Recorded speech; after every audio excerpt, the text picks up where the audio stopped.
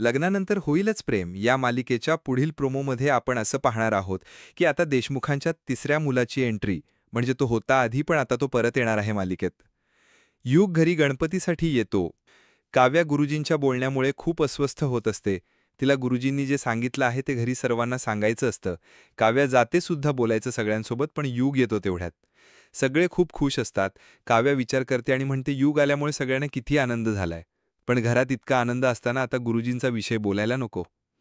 इकडे आता रम्या आणि वसुंधरा एकमेकींना बोलतात, आपल्याला जर का देशमुखांच्या मनामध्ये शिरायचं असेल आणि या घरामधलं आपलं स्थान परत मिळवायचं असेल ना, तर त्यासाठी युगच आपली मदत करू शकतो. त्याला आपलं प्यादं करून हे सगळं आपण करायचं आणि आपला सूड पण घ्यायचा. नंतर युग गणपती बाप्पासमोर उभा असतो. नंदिनी युगला प्रसाद द्यायला येते. नंदिनी युगला आवाज देते. तो खूप दचकतो, घाबरतो. नंदिनी विचारात पडते, काय झालं, एवढा का दचकला? आणि इथेच हा प्रोमो संपलेला आहे. आता हा युग येताना कोणतं नवीन संकट घेऊन आला आहे हे आपण पुढील भागामध्ये पाहू. तोपर्यंत नमस्कार.